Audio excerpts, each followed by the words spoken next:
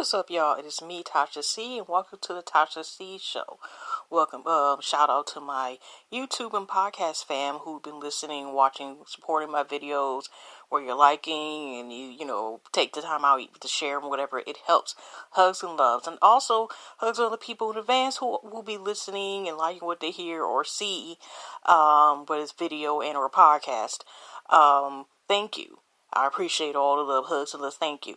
And if you're part of my podcast fam or about to be part of it and you want about this YouTube channel, type in tashactv in the YouTube search, and vice versa for if you're part of YouTube and want to know about where I have my podcast.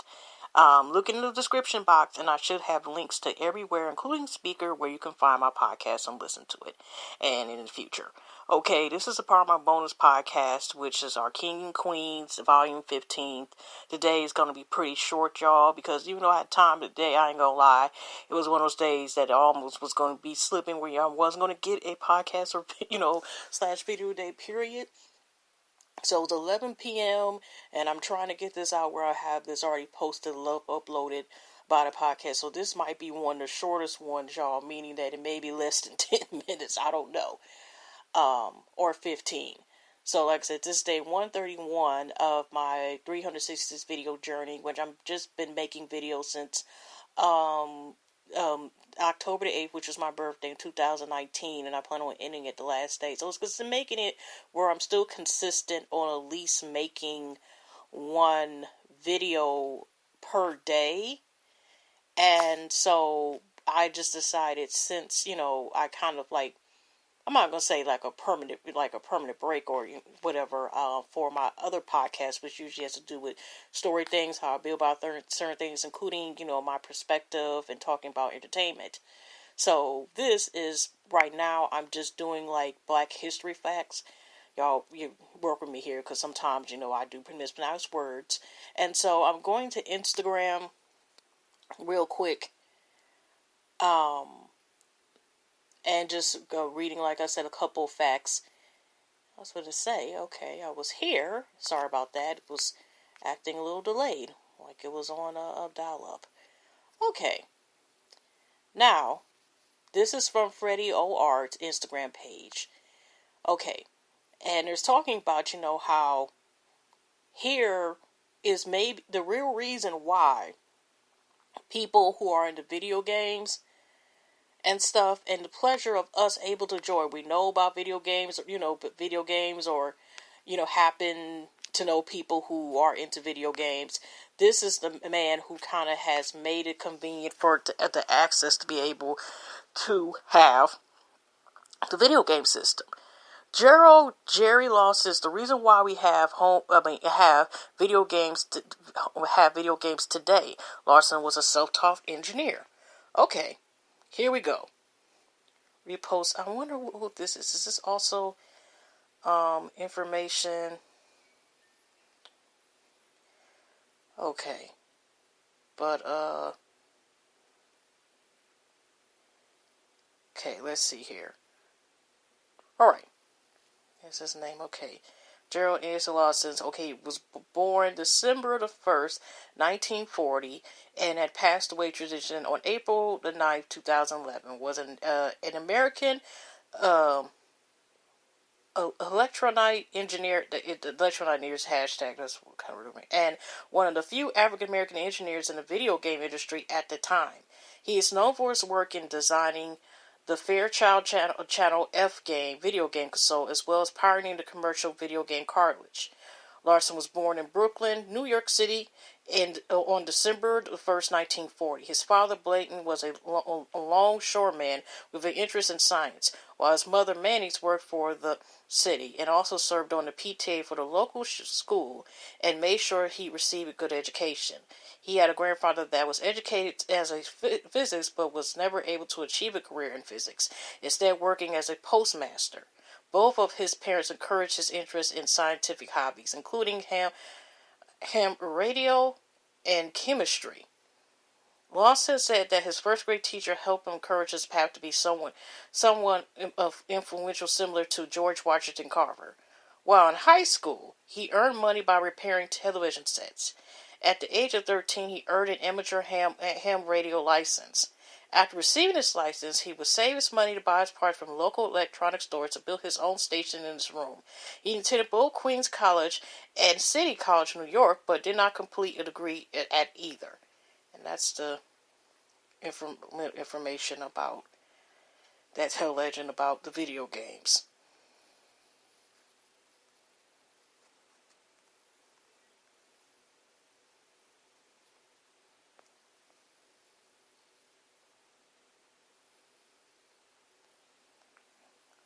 Okay, what else? Here is Kish LB. I actually went to the source where the person is there and clicked on there, and they had a couple black African vets too. And so this is a quick one. Let's not forget Dwayne Thompson quietly left the NFL after he refused to stand for the national anthem. It took over 40 years before another football player had the courage to make a stand about the unequal treatment of black people in America. And the guy Ashwick, Colin Kilpatrick, I don't know why I'm getting his name mixed up. Okay.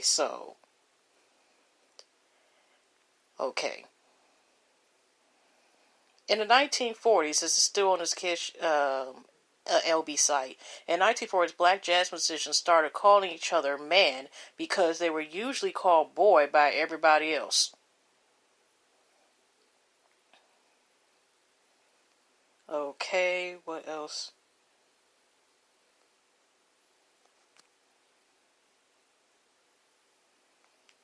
Just trying to see was there any more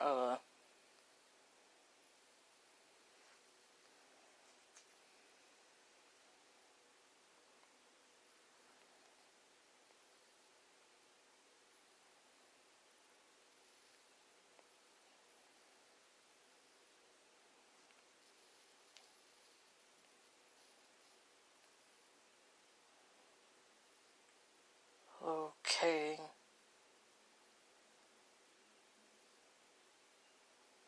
Sorry for the pause, y'all. I was just looking at this site.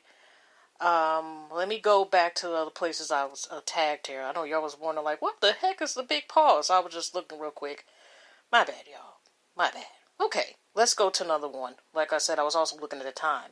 Okay, back to Facts Online. They give good information, but just let y'all know is they don't tell usually like the full story. And like I said, you have to go to the website. But usually, I'm not going to lie. The last couple entries that I've been trying to look and see a continuation to continue reading the rest of the story is pretty much about if I really, or if you want to like look at the information, go and Google it just in case you can't find it on their website.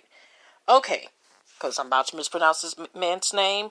Okay, Ken Whiskey, MFUME, Muffing was born as Frizzle Gray in Baltimore, Maryland on October 24th, 1948, the eldest of 4 children.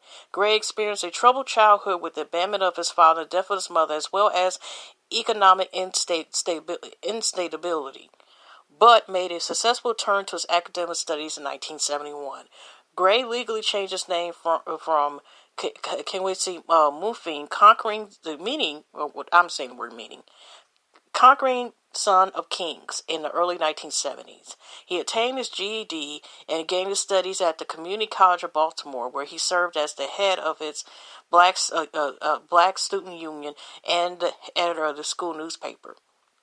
He attended Morgan State University in Baltimore, where he graduated magna cum laude in 1976 with a Bachelor of Urban Planning degree.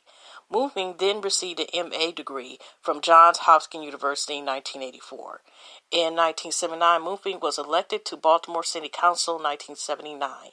While on the City Council, Muffing helped enact legislation which divested Baltimore investments in companies doing business in South Africa.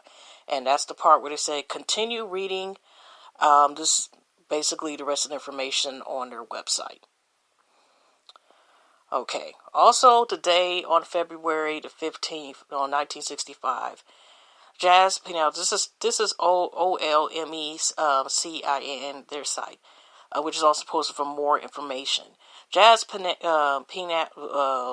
pianist and vocalist Nathaniel Adams Cole, known professionally as Nat King Cole, transitioned after battling cancer. God rest his soul. God rest his soul. To his daughter too, Natalie Cole. Okay, this is from African Archives. I'm still on Instagram. Miss Della Garlic, celebrity days were hell. I was growing up when the war come and was a mother before it closed. Babies were snatched from the breast and sold to speculators. Children were separated from sisters and brothers and never saw each other again. Of course they cried. You think they did not cry when they were sold like cattle? I could tell you about it all day, but even then, you couldn't guess the awfulness of it.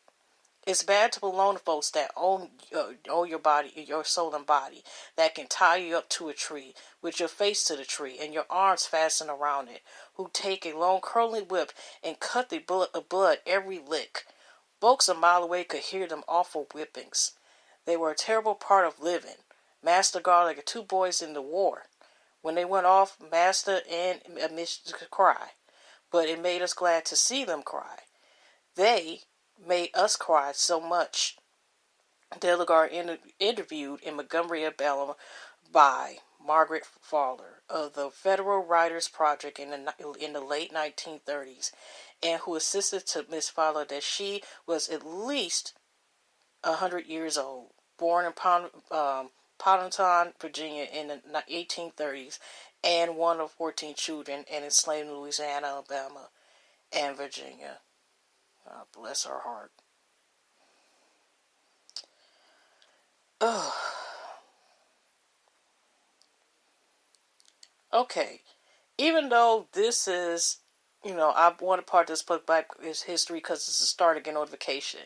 If y'all know about the TikTok, songs that they made popular, and if y'all know about that was formerly known as Musically, the way I really know about this is because I have a nephew just turned 11 years old who been on there, like I said, was for Musically, like, been on there, like, what about 1.5 or 2 years? I don't know.